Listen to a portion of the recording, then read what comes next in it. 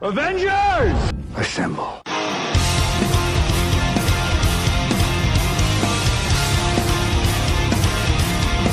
What's going on, guys? Welcome to the newest episode of Fandom Unchained. Today, guys, we're going to be diving back into the world of Westeros.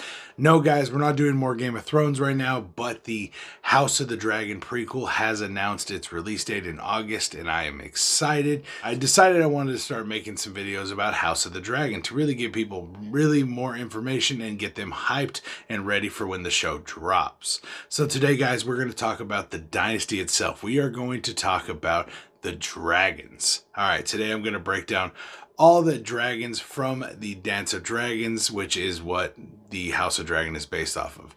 George R.R. Martin wrote a book called Fire and Blood, told from the point of view of a maester, giving you the rundown from Aegon the Conqueror, from the beginning of Westeros, the beginning of the Seven Kingdoms, and all the way through the Targaryen Civil War. Now, the Targaryen Civil War is the basis on what the House of Dragon is based off of, Dance of the Dragons. We did get mentions of it in the Game of Thrones proper, but we are going to break down all the dragons that we know of. We're going to sit here and break down all the different dragons that we know of and who their riders were throughout the years. I'm going to do this as quickly as possible, so bear with me. So in the beginning, when the Targaryens came from Valyria, they came with 5 dragons. Now, only one of these dragons was named, and that was Balerion the Black Dread. Now, Balerion the Black Dread would actually end up bonding with Aegon the Conqueror, the man who created and shaped the world of Westeros.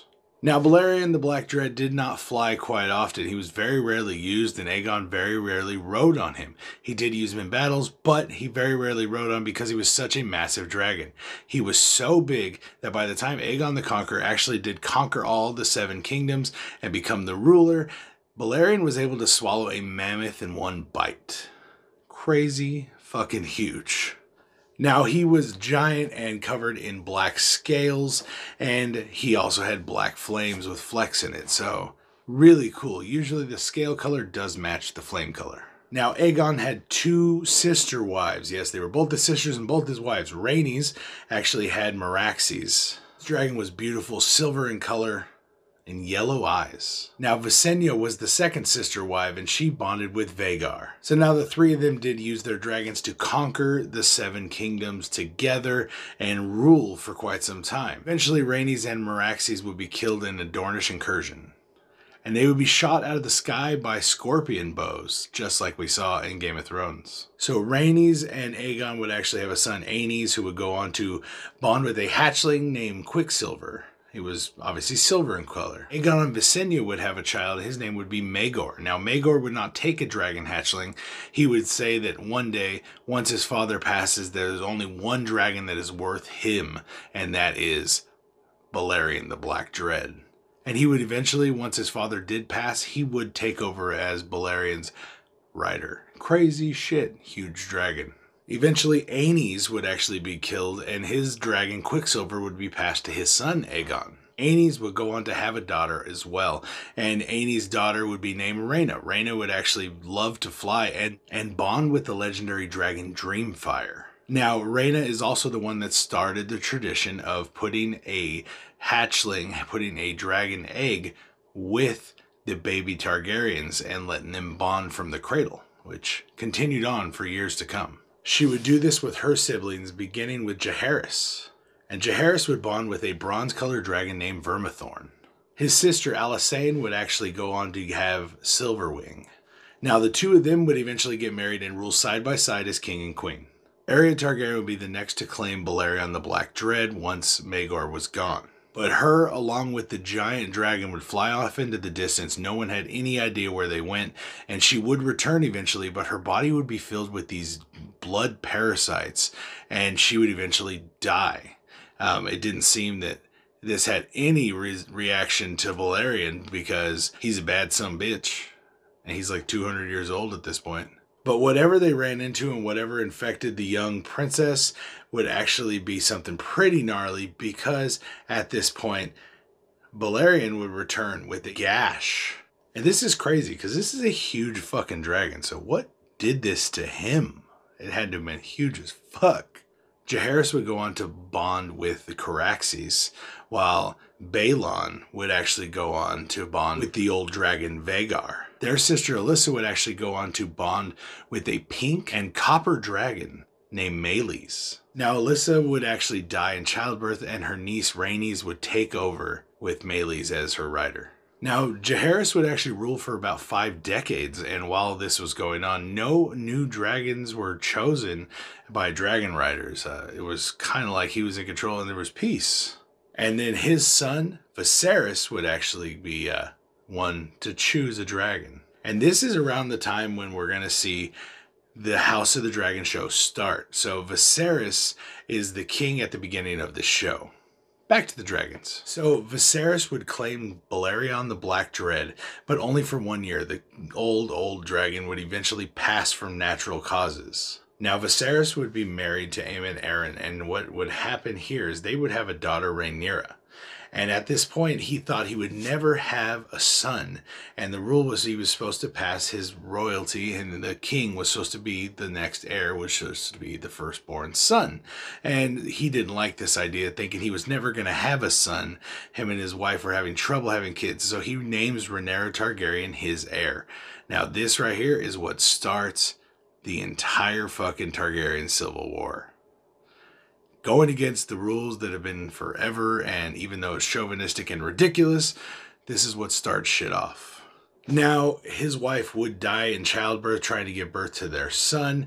They would both die in childbirth, and then eventually he would remarry to Alicent Hightower. Now, when this happened, they had sons. They had sons and a daughter. And so the whole thing with the Targaryen Civil War is that his son, Aegon, when he dies, tries to get put as the king. He claims the throne for himself when Rhaenyra is actually the heir. Shit goes down, dragons fight dragons, here we go. So Rhaenyra would actually go on to get a dragon called Syrax. It was yellow and scaled, it was beautiful. Viserys' younger brother Daemon would go on to claim Caraxes, the bloodworm, all red gangster looking dragon. Daemon would actually go on to marry his cousin Lyanna Velaryon, and they would have 2 kids, and both of them would be dragon riders. Lena would actually claim Vhagar, where Laenor would actually go on and bond with a new dragon, Seasmoke. Now, Daemon would also have 2 daughters. They would actually be twins. Bella would take Moondancer, and Rhaenyra would actually take and have an egg, but eventually the egg would die. It wouldn't be born, and eventually she would go on to get a pink and black dragon named Morning. Aegon II would claim the dragon Sunrise. His sister Helena would actually go on to claim Dreamfire. Now Rhaenyra would actually go on to have 3 sons herself. They would all be dragon riders as well. Jaehaerys bonded with Vermax. Lucerys actually bonded with Arax. And Joffrey would bond with Tyraxes. Now, I'm sorry, guys, but every time I hear that name Joffrey, I know this is before, but hate that guy. After Lena Velaryon, Aegon's younger brother Aemon would actually be called Aemon the One-Eye, where he'd have a jewel in place of his missing eye, would actually go on to take Vhagar. So then his other brother Darion would actually go on to Tessarion.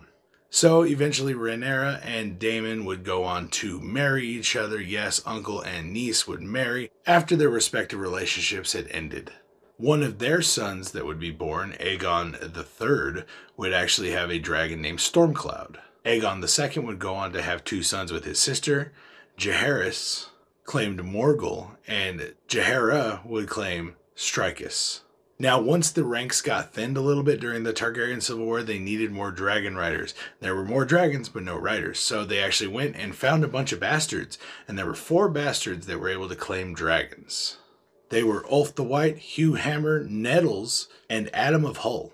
Now, there are a lot of dragons, but in 153 AC, we actually get the last dragon dies. Now, they would go on to be extinct all the way until 299 AC is when Daenerys Targaryen has 3 dragon eggs that birth in Khal Drogo's freaking funeral pyre.